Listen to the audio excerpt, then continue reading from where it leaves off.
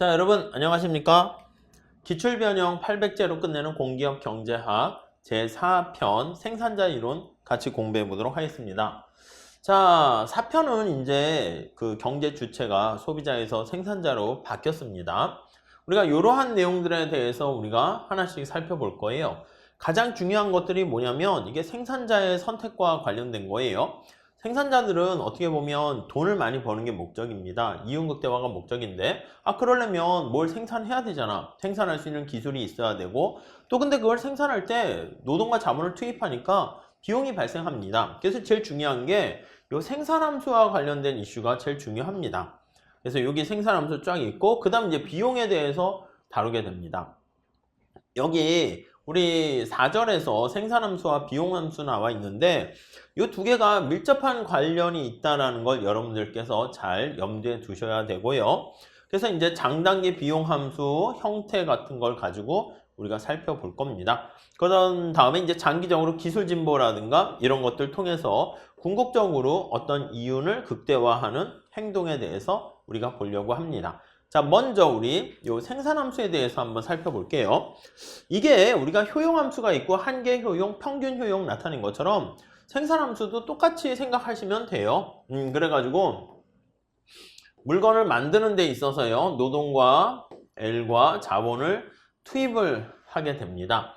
L이 이제 노동이 되죠. 레이버. 이걸 이제 노동자 수로 해도 되고요. 우리한테 중요한 건 노동 시간이기 때문에 노동자 수 곱하기 노동 시간 뭐 이렇게 해서 총 노동 시간 볼 수도 있습니다. 자, 이거는 이제 자본이다 이렇게 생각하시면 되겠고요. 자, 요거 두 개를 투입해서 뭔가를 만들어냅니다. 이게 아웃풋이라고 할 수 있는 생산량, 산출량이라고 보시면 되겠습니다. 네, 이해 가시죠? 자, 이거 함수로 표현하면요. 우리가 효용함수 했던 거랑 비슷하게 이렇게 L과 K, Q 이렇게 3차원의 평면에다가 나타내야 된다고요. 그림이 정신이 없지 않겠습니까? 그래서 그림이 이렇게 3차원의 형태로 나타내게 되면 정신이 없어요. 그래서 우리가 이제 또 어떻게 할 거냐라고 하면은 이거요. 동일한 양을 생산하는 뭐 Q0라고 할까요? Q1이라고 할까요? Q1을 생산하는 노동과 자본을 우리가 사용을 하게 되고요. 그래서 밑에 이렇게 나타내는 생산함수를 가지고 우리가 얘기를 하게 될 겁니다. 아시겠죠? 그래서 이렇게 동일한 양을 생산하는 노동과 자본 보게 될 텐데 요거를 우리가 등량곡선 이렇게 보시면 되겠습니다. 아셨죠? 자, 그랬을 때 여기 K가 고정되어 있는 상태에서 노동만 한 단위 추가적으로 변화시킵니다. 어떻게 된다? 그게 바로 노동에 대한 한계 생산이죠. 한계 생산은 어떻게 나타냅니까? 노동을 한 단위 증가시켰을 때 생산량이 얼마나 되는가? 노동에 대한 MPL 이렇게 되는 거 알 수가 있고요. 평균 생산 이건 어떻게 됩니까? 맞아요. 이게 에버리지 프로덕트다라고 해서요. 노동 대비 Q 이렇게 해서요. 평균 생산 이렇게 되는 거 알 수가 있겠습니다. 네, 이해 가시겠죠? 자, 이걸 중심으로 한번 봐주시죠. 자, 그래서 여기 문제 이거는 좀 쉬워요. 난이도 하로 했는데 여러분 봐보세요. 처음 노동자 이게 한계 생산, 평균 생산 그 개념을 보기 위한 건데요. 처음에 노동자 10명의 노동자가 인형을 생산하는데 평균 생산량은 21개였다. 여러분 평균 생산은 어떻게 구합니까? AP, L은 이거 에버리지예요. 에버리지 프로덕트 이렇게 됩니다. 이거는요. 총 생산량을 L로 나누면 되는데 얘가 21개 이렇게 돼 있습니다. 자, 그런데 몇 명의 노동자? 10명의 노동자. 10명의 노동자 이렇게요. 되셨죠? 자, 그러면 몇 개의 생산량을 이렇게 생산해냈습니까? 10명의 노동자가 평균 21개를 생산하니까 얘는 210개를 생산한다 라는 거 알 수가 있어요. 자, 이때 한 명의 노동자를 더 추가적으로 고용하자 평균 생산량은 20개가 됐다. 자, 이게 무슨 말이에요? 평균 생산 가만히 보시면 평균 생산이 20개가 됐는데 자, 한 명의 노동자를 더 추가했어. 11명으로 추가했어요. 그때 20개가 이렇게 됐대. 그러면 이게 Q 이렇게 되는 거 알 수가 있습니다. 그럼 이게 바로 어떻게 됩니까? 총생산이 되는 거야. 구할 수 있겠죠? 자, 우리가 여기서 물어본 거는 노동자의 한계 생산을 물어보고 있습니다. 이해 가시겠죠? 자, 그럼 이게 220개가 된다는 거예요. 자, 이거를 우리가 표로 살짝 나타내 보도록 하겠습니다. 자, 노동자가 여기 보니까 10명의 노동자를 투입했을 때 아웃풋 Q가 몇 개였습니까? 210 이렇게 된 거예요. 11명의 노동자를 투입했더니 요거를 계산하면 20 곱하기 11 하니까 220 이렇게 된 거예요. 자, 이랬을 때 노동자에 대한 여기 나와 있는 한계 생산은요. 노동자가 추가적으로 1명 증가했을 때 얘가 얼마나 증가했니 이거잖아요. 10명 더 증가했네. 그러다 보니까 여기 나와 있는 한계 생산은 10 이렇게 되는 거 알 수 있겠어요. 이거 기본적인 거고 쉬운 얘기지만 그래도 이거 안 하면 또 어려워요. 이거 잘 준비해 주세요. 다음에 생산함수가 여기 이렇게 주어져 있는 상태에서요. A기업의 노동과 자본의 투입량이 각각 4, 9 이렇게 돼 있을 때 노동의 한계 생산과 평균 생산을 구하세요. 이렇게 돼 있어요. 자, 이렇게 돼 있을 때 우선 노동에 대한 한계 생산은요. 다시 한번 정리할게요. 자, 어떻게 되냐면 자, 보세요. 저거를요. 미분하는 거야. 노동으로. 조 생산량 Q를.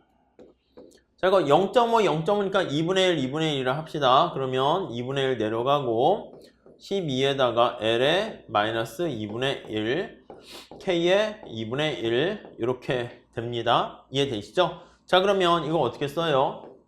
6, L이 밑으로 내려갑니다. 그럼 루트 L분의 루트 K 이렇게 되는 거 확인할 수 있어요. 자, 그러면 이거 4와 9를 여기다가 집어넣으면 됩니다. 자, 우리 평균 생산도 한번 구해볼게요. 에버리지 프로덕트입니다. 그러면 자, Q를 L로 나눠줍니다.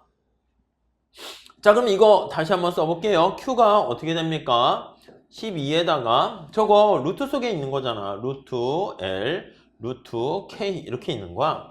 자, 그냥 L은요, 이거 쪼개서 쓰면 루트 L, 루트 L 이렇게 쓸 수가 있죠.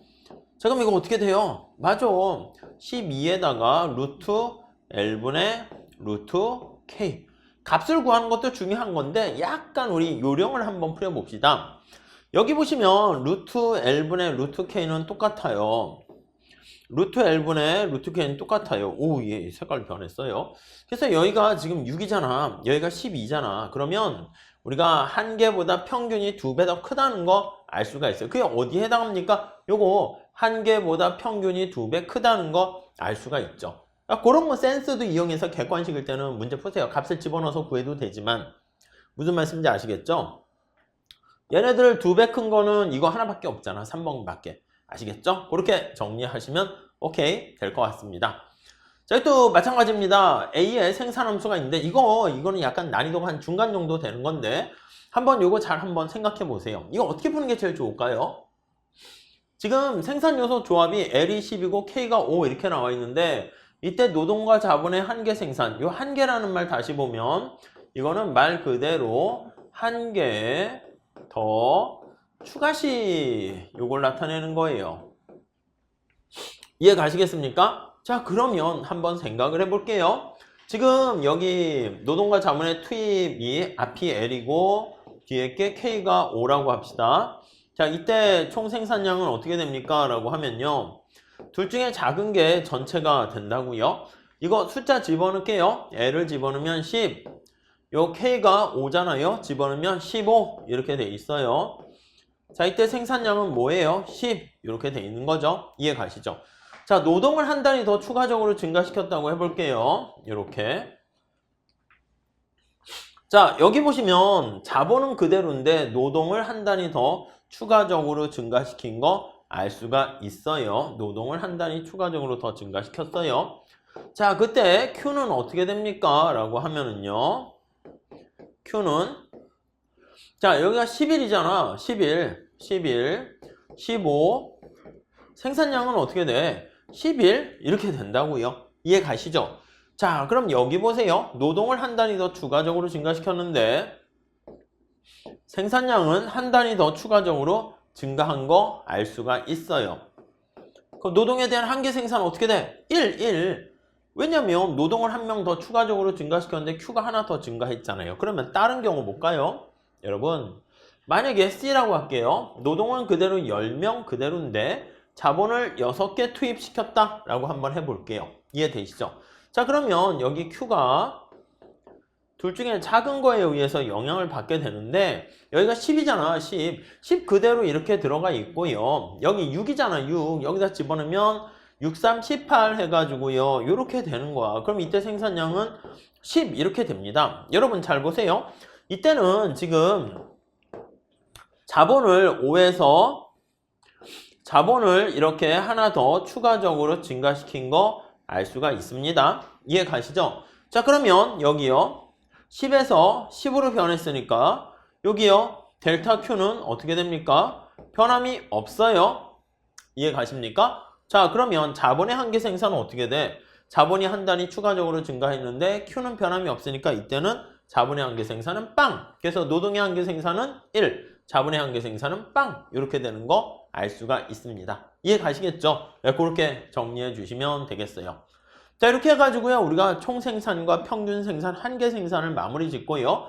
그 다음 요걸 한번 볼게요. 수학 체감 법칙인데 이 단기 생산함수다라고 하면은요. 우리가 단기는 자, 생산함수에서 단기는 자, 고정 투입 요소가 존재하는 겁니다. 그래서 고정 투입 요소가 특히 고정 투입 요소는 특히 K를 고정시킨다 이런 경우를 많이 얘기할 거예요. 그러니까 노동만 늘렸다 줄였다 조정할 수 있고 K는 말 그대로 고정 이렇게 돼 있는 상황이다 라고 보시면 되겠습니다. 자, 그러니까 이때 노동만 변화시킬 때 노동의 한계 생산은요 이렇게 보시면 어떻게 되는가? 이게 총생산함수에서의 접선의 기울기를 나타내는 거잖아요. 미분하는 거잖아요. 그런데 요거 값은요 체감적으로 증가하는 거 알 수가 있습니다. 자, 그래서 노동이 있고요 Q가 있는데 생산함수가 이렇게 있어요. 자, 그러면 밑에다가 평균 생산을 먼저 한번 그려볼게요. 여기 평균 생산. 자, 에버리지 프로덕트다 라고 하면은요 원점에서 기울기를 나타냅니다. 이렇게 여기가 가장 커지죠. 가장 커지고 그 다음 이렇게 다시 또 작아지는 거 알 수가 있습니다. 자, 모양이 이렇게 되는 게 평균 생산이고요. 한계 생산은요 어떻게 됩니까 하면 접선의 기울기가 한계 생산입니다. 여기 접선의 기울기 여기가 당연히 평균보다 위에 있고요. 여기가 변곡점 가장 커집니다. 가장 위에 있고 여긴 똑같습니다. 평균과 한계가. 그림 이해되시죠? 이게 중요한 겁니다. 이렇게 되니까 여기가 되고요. 여기는 제로 해가지고 여기서는 빵 이렇게 됩니다. 평균 생산은 모양이 이렇게 되는 거, 평균 생산에 대해 한계 생산은 이렇게 되는 거 알 수가 있어요. 그래서 우선 수학 체감의 법칙이다 라고 하면은요 한계 생산이 여기 나와 있는 게 점차 작아지는 경우다 라고 생각을 하시면 되겠습니다. 네, 요걸 중심으로 봐주시면 되겠어요. 오케이, 되셨죠? 자, 문제 풀면서 볼게요. 자, 수학 체감의 법칙이 작용되고 있을 때 가변 투입 요소 투입량이 한 단위 더 증가한다라고 하면 이게 어떻게 됩니까? 하면은요. 우리 효용함수 때도 얘기했었어요. 한 단위 더 증가했는데 수학 체감 법칙이 작용하니까 노동에 대한 한계 생산이 점차 하락해요. 체감하지만 만약에 노동에 대한 한계 생산이 0보다 크다면 이거는 노동을 하나 더 투입했는데 성과가 자꾸 좀 떨어지는 능력이 떨어지는 사람들이 들어오는 거야. 그렇지만 그 노동을 하나 더 추가시켰을 때 아웃풋이 증가하면 총생산물은 증가합니다. 감소하는 게 아니라.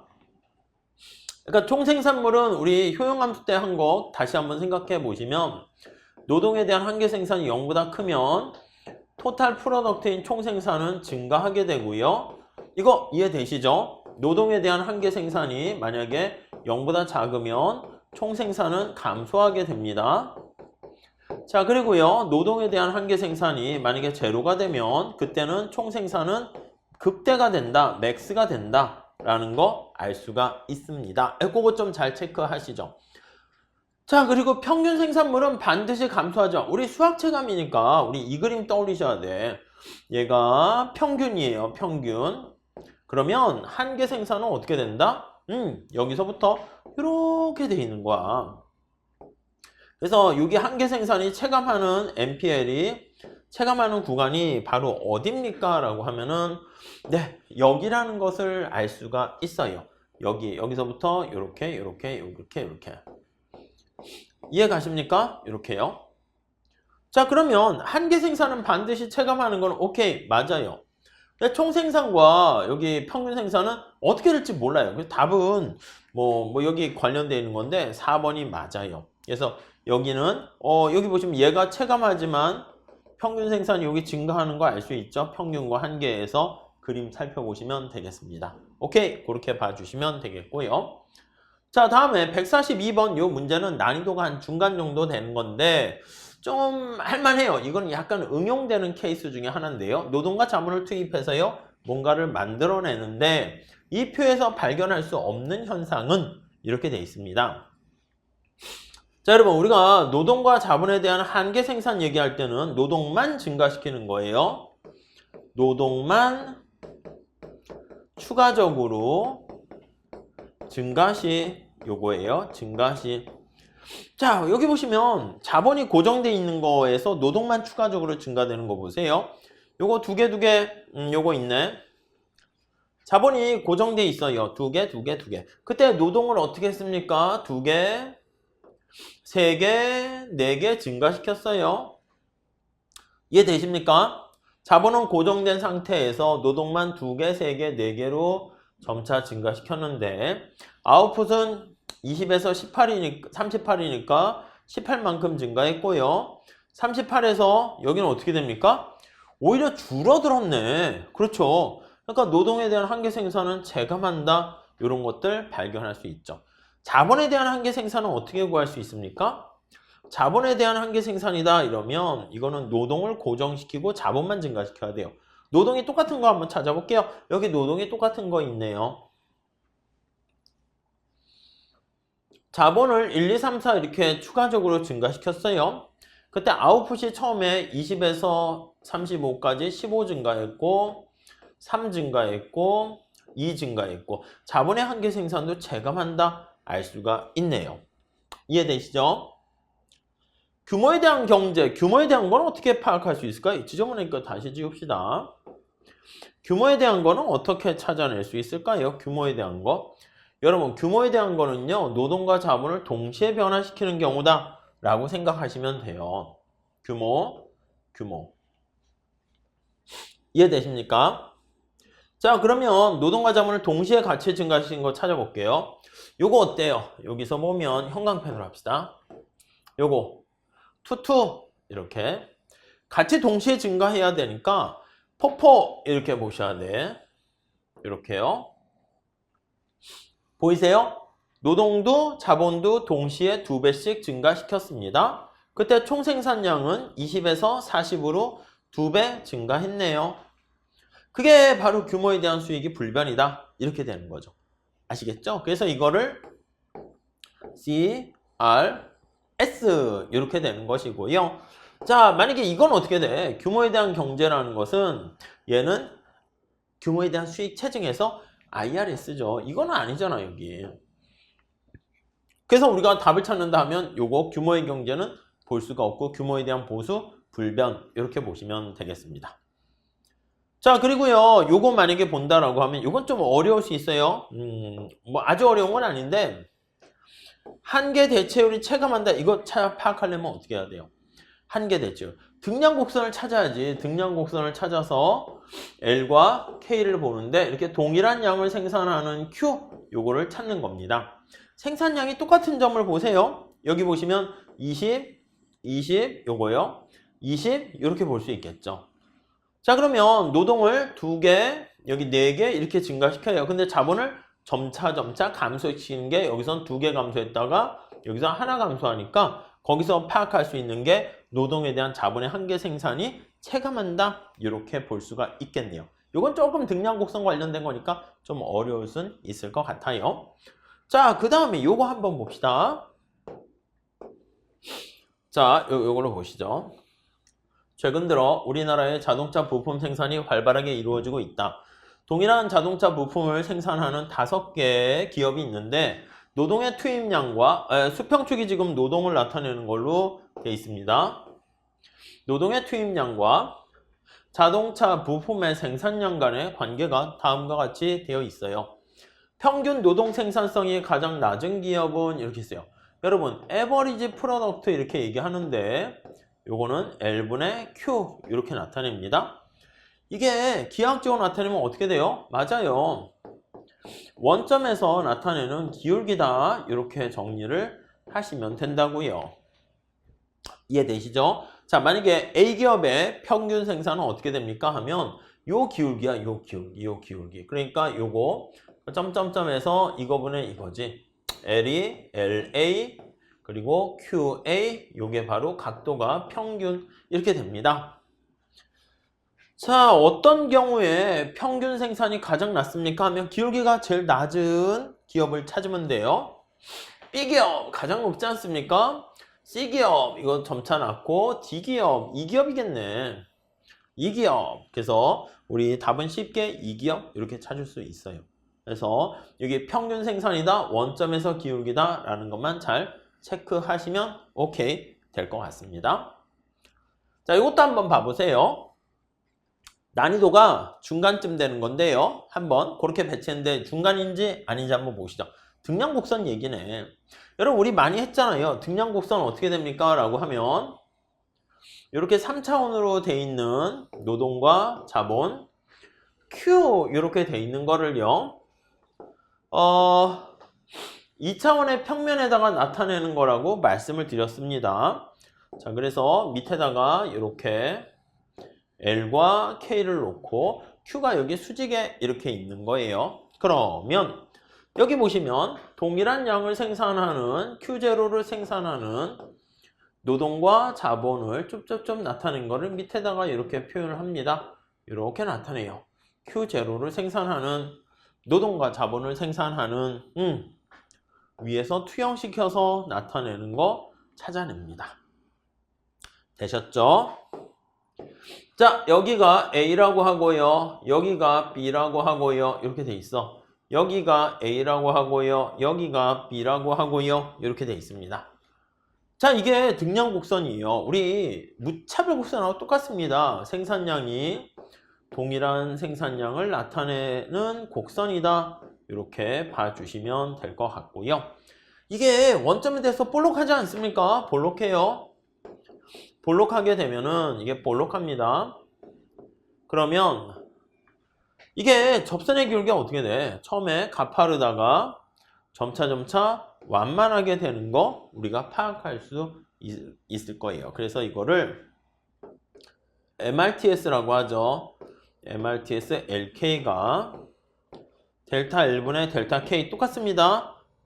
마이너스에서 뭐 이렇게 절대값을 씌워가지고 표현하기도 하고요. Q를 고정시켜요. 동일한 등량곡선 상에서 이 뜻입니다. 자, 그러면 이게 한계 생산의 비율이에요. 노동에 대한 한계 생산, 자본에 대한 한계 생산, 비율 이렇게 돼 있는 거 알 수가 있겠습니다. 이해 가시겠죠? 오케이. 자, 이게 MRTS가 점차 체감하게 된다라고 하면 체감시 등량곡선은 원점에서 볼록하다라는 거 알 수가 있습니다. 네, 그렇게 봐주시죠. 이렇게 정리하시면 되겠어요. 문제 좀 풀어볼게요. 자, 자동차를 생산하는 과정에서 노동과 더불어서 로버트가 이제 자본이라고 생각하시면 되겠습니다. 한계 기술 대체율이 체감한다. 등량곡선이 원점에서 볼록하다 이 뜻입니다. 자, 노동의 생산성은 동일한데 인공지능 발전으로 로봇의 생산성이 높아졌다면 등량곡선의 형태가 어떻게 바뀌겠는가? 이거요, 노동에 대한 이거 등량곡선 보시면 MRTS로 우리가 표현할 수 있잖아요. MRTS 여기서는 L 로봇이니까 L로라고 쓸게요. 로봇 이렇게요. 그럼 노동에 대한 한계 생산 대비 여기 보시면 로봇에 대한 한계 생산 이거를 나타냅니다. 우선 첫 번째는 어떻게 됩니까? 라고 하면은요. 등량곡선 형태가 로봇에 대한 한계 생산이 올라가는 거야. 그러면 MRTS가 어떻게 됩니까? 작아지게 되는 거 알 수가 있죠. 등량곡선의 접선의 기울기가 MRTS라고 제가 지금 얘기하고 있습니다. 그럼 MRTS가 작아지게 되면은 기울기가 어떻게 되는 거예요? 작아지는 거네. 기울기가 좀 더 완만한 형태가 된다라는 거 우리가 쉽게 알 수가 있습니다. 무슨 말씀인지 아시겠죠? 그래서 만약에 요게 등량곡선이 로버트고 노동이고 로버트 이렇게 있으면 이렇게 생겼다 그러면 어느 한 점에서 기술 진보가 일어나면 이게 등량곡선이 안쪽으로 이동을 할 거예요. 근데 이동하는데 그냥 이동한다기보다는 이게 좀 이렇게 기울기가 MRTS가 작아지니까 완만하게 되면서 안쪽으로 이동한다. 이렇게 보셔야 될 것 같아요. 근데 이동하는 거는 우선 빼놨고 접선의 기울기가 완만해진다 라는 거, 네, 거기에 초점을 맞추시면 되겠습니다. 오케이, 되셨죠? 네, 좀 잘 봐주세요. 자, 이거 좀 만만치 않습니다. 어려워요. 근데 여기 보시면 이게 콥-더글라스 생산함수로 되어 있는 거 이해 가십니까? 그랬을 때 어떤 재화의 생산함수를 가정하는데요. 요소 가격이 일정할 때 이게 노동의 가격과 자본의 가격이 일정하다라는 걸 전제로 할 거야. 이게 저 뒤에 비용함수까지 우리가 얘기를 해서 끌고 가게 될 거예요. 그래서 이 생산함수를 통해 가지고 R과 W 이게 주어진 걸 이용해서요. 우리가 차차 비용함수로 이렇게 끌고 가는 거, 이게 이제 우리의 목적이다 라고 생각을 하시면 되겠습니다. 아시겠습니까? 자, 우선 첫 번째 생산함수가 이렇게 돼 있으면 우리 여기 잘 째려보세요. 3LK잖아요. 그러면 이렇게 돼 있는 거예요. 생산함수가 자 3은 무시하시고요. LK에서 K도 무시하세요. 노동에 대한 한계 생산이 이런 식으로 돼 있는 거예요. 단기에. 자, 그러면 이게 모양이 어떻게 돼? 노동이 있고 Q가 있으면 얘가 이렇게 체감적으로 증가합니다. 여기에 접선의 기울기가 한계 생산인데, 자, 노동의 한계 생산이 어떻게 돼요? 작아집니다. MPL이 체감한다라는 거 보시면 되겠습니다. 이렇게요. 아시겠죠? 노동의 한계 생산이 체감하기 때문에 우리가 여기 나와 있는 것처럼 수학 체감의 법칙이 성립하는 거 알 수가 있어요. 규모에 대한 수익 체감은요, 요걸 기본적으로 이렇게 하세요. Q가 있으면 A는 무시하셔도 됩니다. L에 알파, K에 베타 이렇게 돼 있을 때 이게 콥-더글라스 생산함수 아니겠습니까? 기억나시죠? 이거 콥-더글라스 생산함수일 때. 자, 이랬을 때 우리 알파 플러스 베타가 1이면 이게 1인 경우는 우리가 1차 동차라고 얘기하고요. 1차 동차 생산함수가 돼서 이거는 CRS다 이렇게 얘기합니다. CRS가 뭐야? 규모에 대한 보수가 풀변. 여기 보시면 L과 K가 루트 속에 있으니까 2분의 1, 2분의 1 이렇게 돼 있어요. 두 개 더하면 1이죠? 그게 CRS 이렇게 되는 겁니다. 자, 만약에 알파와 베타를 더했더니 그게 1보다 커요. 그러면 이거는 뭐 특히 2가 되면 2차 동차야. 그럼 이거는 IRS. I가 인크리징이야. 규모에 대한 보수가 재증한다, 인크리징 해서 이렇게 되는 거 알 수가 있습니다. 알파, 베타가 1보다 작으면 DRS 이렇게 보시면 되겠고요. 그래서 이게 아니야. 체감이 아닙니다. 오케이. 자, 그리고요. 3번. 한계 기술 대체율을 체감한다. 이건 MRTS를 구하시면 돼. MRTS가 어떻게 됩니까? 라고 보시면 되는데 LK 이거 많이 익숙하게 하지 않았습니까? 콥-더글라스 그거에서 본 것처럼 L분의 K 꼴이 됩니다. 이렇게요. 그러니까 노동이 증가할 때 이거 전체 값이 작아져서 MRTS가 체감한다. 이렇게 보시면 되겠네요. 자, 다음에 네 번째. 자, 이 생산함수의 한계 비용 곡선은 어떻게 되는가? 우리가요, 이거 저 뒤에 생산함수와 비용함수는 서로 닮았어요. 거울에 비친 모습이다 해가지고 제가 이런 그림을 그린 적이 있습니다. 어떤 그림을 그렸습니까? 라고 하면요. 이렇게 해가지고 노동이고 여기가 Q 이렇게 되고요. 여기다가 이제 원래 가변 비용이죠. 총 가변 비용을 그리게 되면요. 그림 자체의 형태가 얘가 체증적으로 증가하게 되다가 만약에 체감적으로 이렇게 가게 되면은 얘가 이렇게 가다가 그림 형태가 이런 식으로 되는 거를 보게 돼요. 그래서 우리가 이제 생산과 비용 함수를 그림을 그리게 되면 요거를 나타내는 그림을 쫙 그릴게요. L이 있고 평균 생산, 한계 생산 이렇게 그리잖아요. 그러면 얘가 이렇게 되고 뭐 이렇게 해서 이렇게 돼요. 그러면 이거를 생산 양으로 해서 표현을 하게 되면 Q로 표현을 하게 되면 모양이 평균 비용과 한계 비용이 이런 식의 관계를 보이게 됩니다. 자, 그래서 여기 나와 있는 것처럼 얘가 MPL이야. 한계 생산이 이렇게 떨어지게 되면 체감하게 되면 여기 나와 있는 한계 비용이 점차 증가하는 거 알 수가 있어요. 이해 가시겠죠? 그래서 두 개는 마이너스 관계, 역의 관계가 있어요. 한계 생산과 한계 비용과의 관계는 이런 관계를 보인다 라고 보시면 되겠습니다. 자, 그래서 여기 보시면 한계 생산, 수학 체감의 법칙이 작동한다. 이 얘기는 뭐냐면 한계 비용 곡선이 우상향한다. 이렇게 보시면 되겠습니다. 아셨죠? 확장 경로가 뭐야? 확장 경로. 요거는 확장 경로는 우리가 RCC랑 비슷한 얘기입니다. 생산량을 증가시킬 때 노동과 자본을 같이 변화시켜야 되는 장기에 관련된 얘기예요. 그랬을 때 이거 등비용선이죠. 등비용선. 여기 등량 곡선이 이렇게 접하는 점들이 있어요. 여기, 여기, 여기. 여기가 L이고 여기가 K입니다.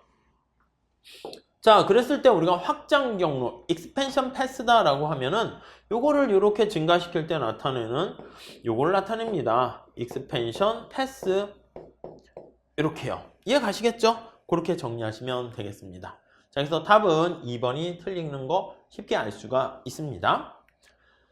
자, 그 다음 요거는 우리가 노동과 자본을 동시에 변화시킬 때 나타나는 우리 앞에서 본 거를요 이렇게 뭐라고 할까? 모는 종이 비슷하게 표현을 한 겁니다.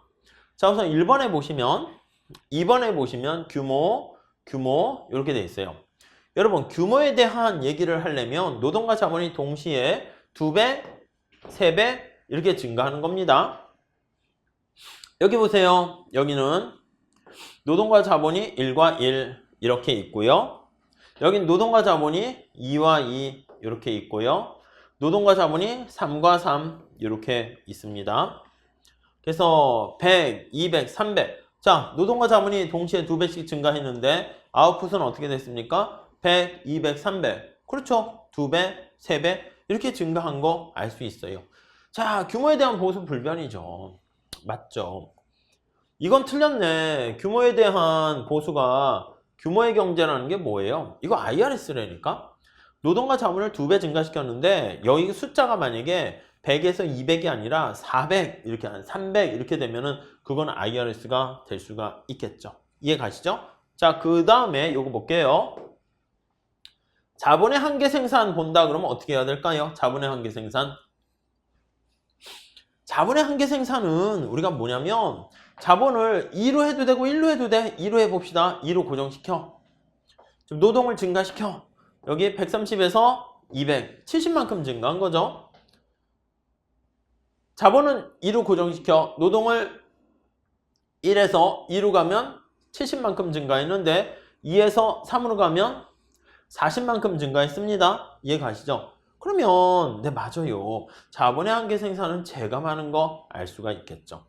노동의 한계 생산은 어떻게 그리면 돼요?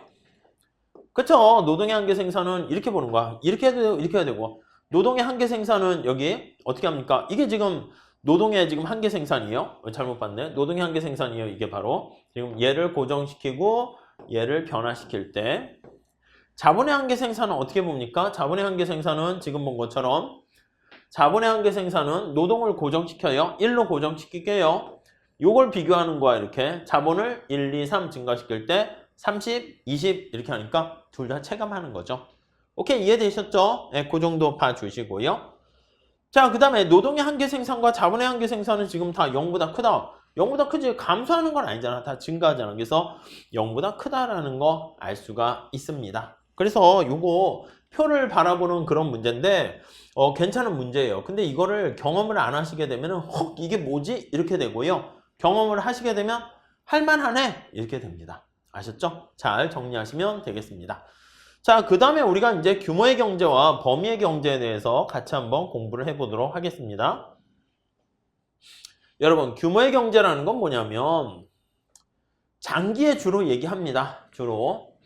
단기에도 보시는 분이 있는데 기본적으로는 장기에 L과 K를 동시에 같이 증가시켜요. L과 K를 모두 동시에 증가시킬 때 증가시 얘기합니다. 그랬을 때 규모의 경제가 존재한다 그러면 아웃풋이 훨씬 더 많아지는 거야. 그래서 아웃풋의 생산량이 더 빠르게 증가하는 겁니다. 그래서 얘가 빠르게 증가합니다. 빠르게 증가. 그래서 이거를 이제 우리가 규모에 대한 수익이 체증한다라는 IRS 이렇게 얘기를 하는 것이고요. 이게 규모의 경제로 내려온다라고 하면요. 이게 생산량이 규모가 커져요. 증가시 평균 비용이 하락하게 되면 그게 바로 규모의 경제가 있다. 이렇게 보시면 돼요. 생산량이 증가시 에버리지 코스트가 하락한다. 이렇게 보시면 될 것 같습니다. 아셨죠? 자, 범위의 경제는 뭐야? 범위의 경제. 아니 이거는요. 골고루 생산할 때 이득이야. 골고루 생산할 때 골고루 생산 시 하나만 생산하는 것보다 훨씬 더 비용을 절감시킬 수 있다. 이렇게 보시면 될 것 같습니다. 네, 이해하시겠죠? 그렇게 봐주시면 되겠습니다. 자, 우선 여기 문제를 한번 보세요. A기업의 장기 평균 비용 곡선이 이렇게 있습니다. 장기 총 비용 곡선이 이렇게 있어요. 규모의 경제가 존재하는 부분은 어떻게 됩니까? 라고 하면 제가 이렇게 했습니다.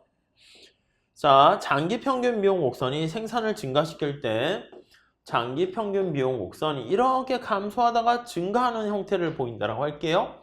그러면 여기 있잖아, 여기 점점점. 여기 왼쪽에 영역에 해당하는 부분 있죠? 여기 이렇게 되는 영역. 이게 바로 우리는 규모의 경제가 존재한다. 이렇게 얘기합니다. 이게 뭐예요? 왜요?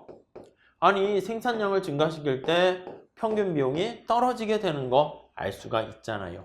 여기는 어떻게 됩니까? 여기는 규모의 불경제가 존재한다. 그렇게 된다고요. 자, 그러면 여기 보시면 장기 총비용 곡선이 주어져 있습니다.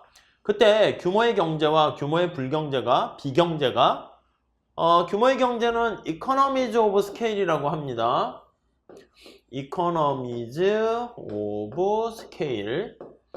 규모의 불경제는요. this economies of scale 이렇게 얘기합니다. 이게 이제 차이가 나는 거 할 땐 요걸 구하는 건데 요거 여기 나와 있는 것처럼 장기 평균 비용 곡선의 요 최저점 여기가 바로 규모의 경제와 규모의 불경제를 구분하는 기준이 돼요. 자, 그럼 여기 총비용 곡선이 있잖아. 그러면 평균 비용 곡선을 찾아야죠. LAC 찾아요. 그리고 이거 미분하면 안 돼요. Q로 나눠주는 거예요. 그럼 저기 보시면 TC를 LTC겠죠? Q로 나눠줍니다. 그러면 여기는 40 마이너스 10Q 플러스 Q의 제곱 이렇게 돼요. 이해되시죠? 그리고 이걸 한번 미분해서 제로로 놓는 거예요. 그러면 생산량이 한 단위 증가했을 때 장기 평균 비용 곡선이 이걸로 미분해서 나타내면 마이너스 10 요거 플러스 2Q는 빵 이렇게 돼요. 그럼 Q가 얼마야? 5가 되면은 여기 나와 있는 것처럼 규모의 경제와 불경제를 가로지르는 부분이다 해서 쉽게 알 수가 있습니다. 이해 가시겠죠? 자, 그 다음에 규모의 경제와 규모의 불경제 또는 범위의 경제와 또 이렇게 비교하는 게 있습니다. 규모의 경제는 뭐라고요? 지금 말씀드린 것처럼 대량 생산했을 때 이건 난이도가 쉬운 얘기예요. 대량으로 생산할 때 이점이 생기는 거야. 대량 생산 시 어떤 이점이 발생하는 거를 이렇게 나타낸 거고요.